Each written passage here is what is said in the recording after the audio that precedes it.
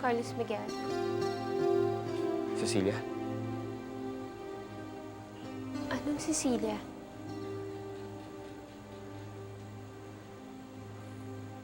Huwag ka na mag-deny. Alam ko na ang totoo. Ako may pakana na pinalabas ko na kung wari patay ang inay mo. Alam ko na hindi ko si Margarita. Alam ko na ikaw si Cecilia.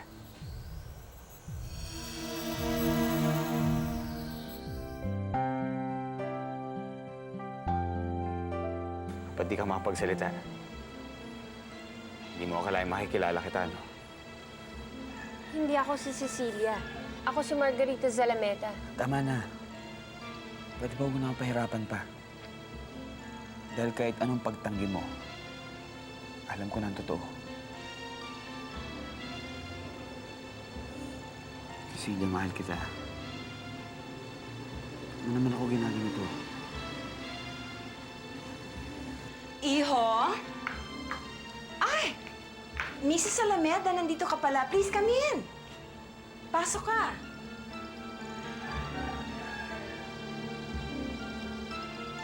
Cecilia? Cecilia! Carlos Miguel? Anong Cecilia? Si Mrs. Margarita Alameda yon.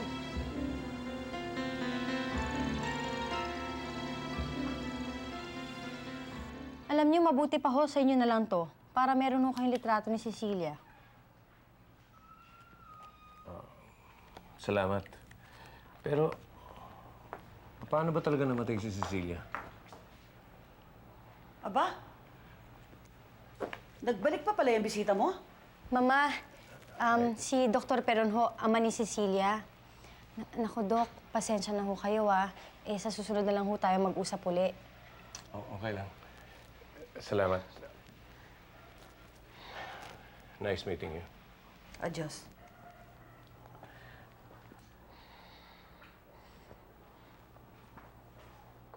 Pwede ba, Isme?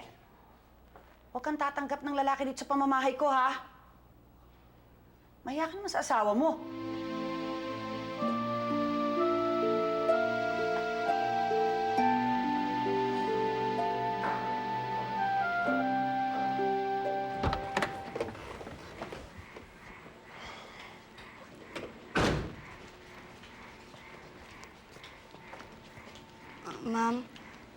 Ma'am, ano pong nangyari? Inabutan niyo po ba sila sa airport? Hindi eh. Dahil walang Emily at Jimboy na dumating sa airport kahit nung nakaalis na yung eroplano.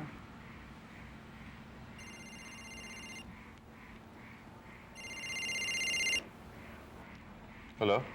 Vladimir, nawawala si Jimboy. Tinakasan kami ng anak mo. Ano? Charity, hello? Hello, Charity? Vladimir, anong sabi ni Charity? Hindi ko alam kung maniniwala ako o hindi. Pero nawawala daw si Chimboy.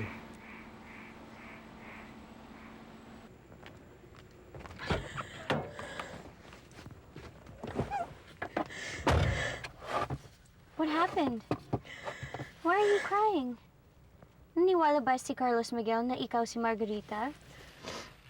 Hindi, Patrice. Pinatunayan niya sa akin na si Margarita at si Cecilia ay iisa.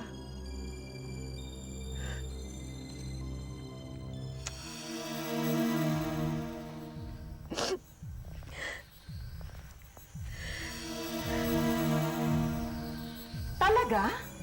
At dahil sa dyaryo yun, napatunayan ko na wala talagang Margarita sa Alameda. Ibig sabihin, siya talaga si Cecilia. Mahirap paniwalaan ito. Naku, sinabi mo pa, Ramon. Ang pinagtataka ko lang, Iho, kung siya talaga si Cecilia, bakit siya nagpapanggap na ibang tao? Bakit niya ginagawa yun?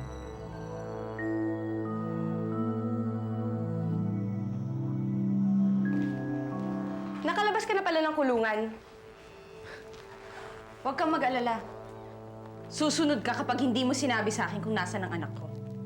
Ano bang nangyari? Tinakasan kami ng bata. Hindi namin alam kung nasan si Jimboy. Hindi ako naniniwala sa inyong dalawa. Kung ayaw maniwala, edi wag. Alam mo, dumadami na kasalanan mo sa akin.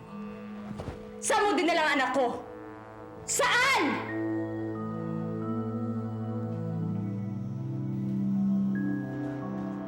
Dr. Peron, mabuti man napasyal kayo. Gilbert. Hi, Cecilia. Hello po. Maupo ho tayo. May natuklasan kasi ako tungkol doon sa anak namin ni Mariana. Gusto ko ikwento sa inyo. Alam mo ba, Iha, na Cecilia din ang pangalan ng anak ko? Pero ang lubhang pinagtataka ko, nung makita ko yung litrato niya. Ito, tingnan mo. Kamukhang-kamukha mo siya. Ayoko namang isiping ikaw siya dahil patay na yung anak ko. Pero nagugulat talaga ako eh. Strange talaga na magkamukha sila.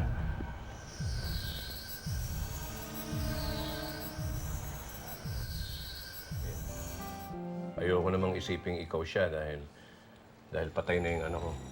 Pero Gilbert, strange talaga eh. Yung bang magkamukha sila. Pero gano'n naman ho talaga yung Dr. Peron, di ba? May mga tao na merong kamukha o kahawig. Ganun nga ho, Doc. Kamukha ko lang yung anak niyo. Siguro nga, nalulungkot lang ako sa mga nalalaman ko eh. Well, sige. Hindi ko na kayo abalahin. Magpapaalam na ako. Cecilia?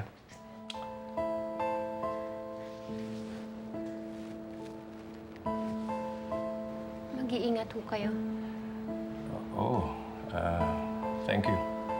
Gilbert. Dr. Peron. Sige, bye-bye.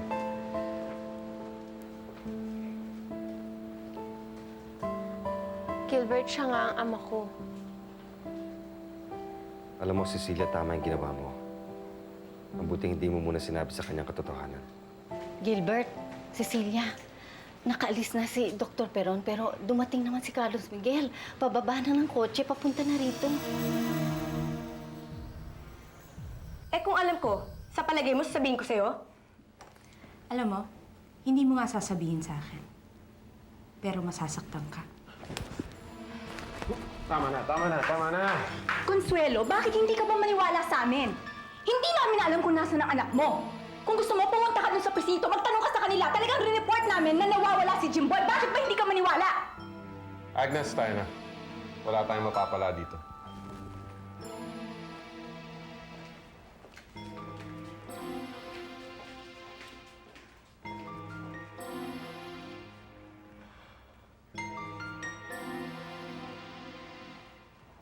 Sigurado ka ba sa sinasabi mo, Patrice? Paano naman nalaman ni Olga na yung Margaritang yun, yun si Cecilia? Kay Carlos Miguel mismo. Nagkunwari kasi si Olga na Margarita. Tapos sinabi sa kanya ng brother mo na ito si Cecilia. Mukhang nabisto na ni Carlos Miguel kung sino ba talaga ang Margarita na yun. Kung yun nga talaga si Cecilia, di mas maganda, mas sumasarap ang laban.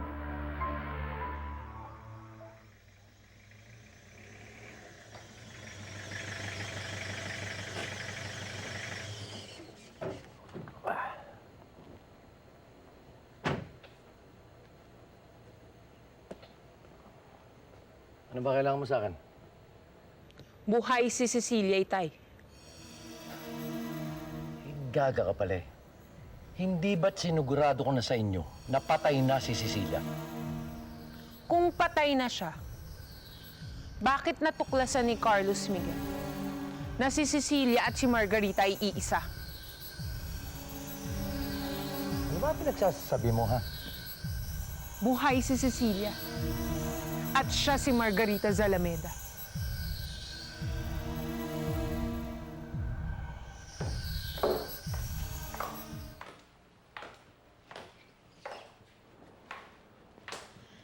Oras na ng gabi, Senyor Altamonte. What do you want from me? Talaga bang ayaw mo pa rin tigilan yung pagpapanggap mo? Anong pagpapanggap ang sinasabi mo? Na ikaw si Cecilia. Tapusin na natin tong laro mo. Ngayon, kung ayaw mo umamin na ikaw si Cecilia, pues paaminin kita.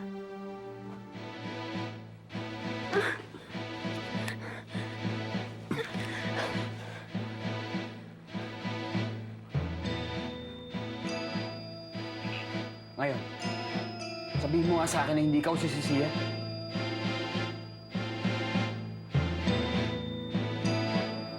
Ginawa mo to, Cecilia. Ba't ka nagpanggap na ibang tao ka? Tinatanong mo pa? Nakalimutan mo na ba yung paghihirap na ipinatikim niyo sa akin noon? Ilang beses mo ba akong pinagtabuyan? Ilang beses yung pinagpilitan na hindi ako si Cecilia? Kayo ang pumilit sa akin para mag-iba ako ng pagkatao. Tapos ngayon tinatanong mo kung bakit ako nagpapanggap? Oo. Inaamin ko nagkamali na ako. I'm sorry, kalimutan na natin yun. Basta importante nakita ulit ngayon si Cecilia. Natagpuan mo nga si Cecilia. Pero nagkataon. Asawa ko na siya. Imposible yung mga pinagsasabi mong yan. Dahil ako mismo ang nagbaon kay Cecilia. Hindi ba't pinakita ko pa sa inyo ang mga kalansay niya? Pero bakit sinasabi ni Carlos Miguel na iisa lang si Cecilia at si Margarita? Pwede ba, Tay? Siguraduhin niya tong mabuti. Hayaan mo. Ipacheck ko yung mga butong nahukay ko. Doon natin malalaman kung nagkakamali si Carlos Miguel. O kung talagang naisahan nga tayo ni Cecilia.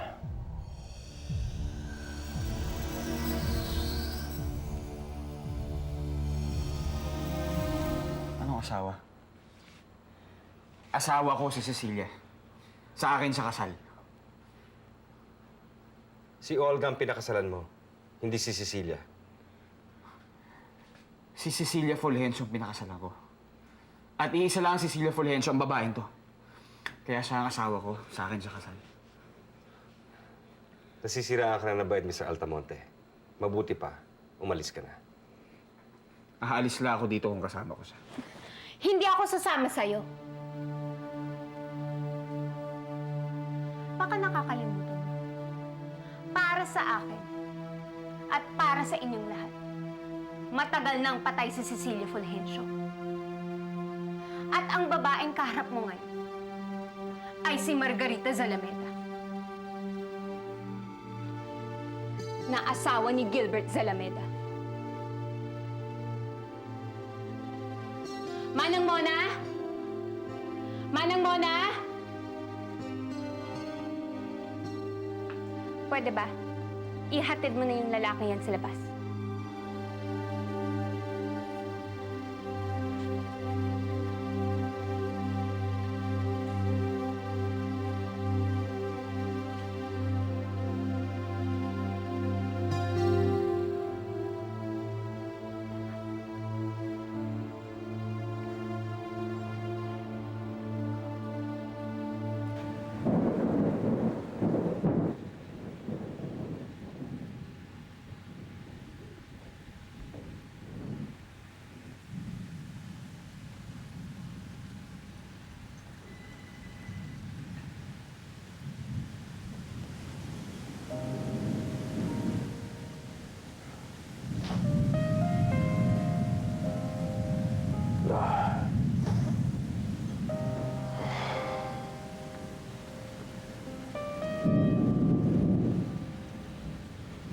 Agnes, hindi ka pa nagpapahinga.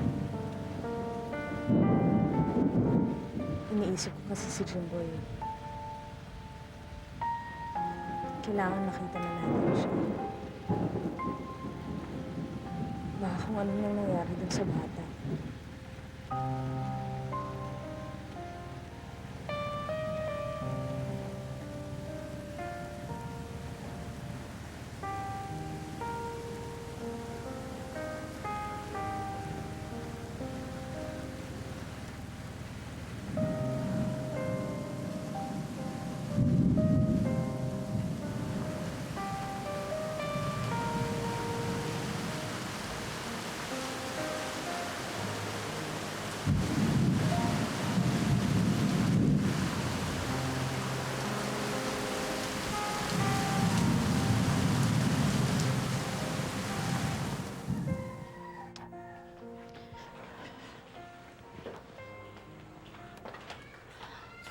Ma'am, kanina pa ho yan umiinom magmula nang dumating siya kaninang madaling araw.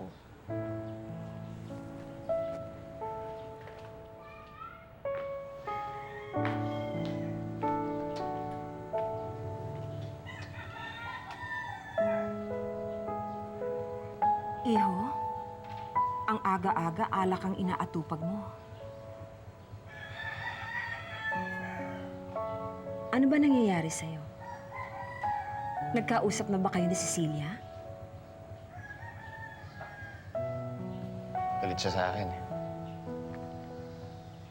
Ayaw niya ako kilalanin bilang asawa. Asawa? Hindi ba may asawa na siya? At saka ikaw din naman may asawa ka na. Hindi, Mama. Si Cecilia ang asawa ko at papatunayan ko yun sa kanya.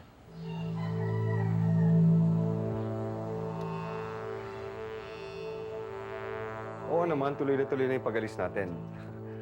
Ba't pa naman natanong? Dahil ayoko na talaga dito, Gilbert. Gusto ko nang lumayo. Huwag kang mag-alala. Malapit na. Sandali lang. Huwag ka muna kausapin si pumasok. Cecilia. Eh, Cecilia! Cecilia! Bakit pare? Ano naman ginagawa mo dito?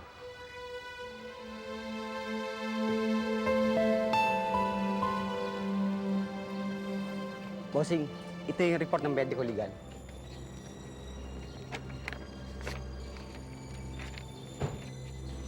Ang sabi dyan, di naman daw isang kalansay ng babae yan. Mga buto ng lalaki yan.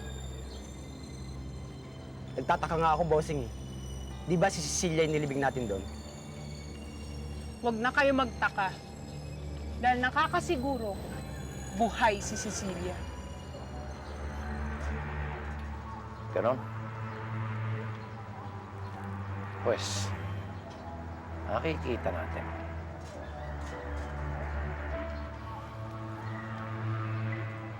Nandito ako para balikan ang asawa ko. Asawa? Wala si Olga dito. Hindi naman si Olga ang asawa ko eh. Ikaw. At ito may dala akong katibayan. Ito ang marriage contract natin. Tignan mo maigi.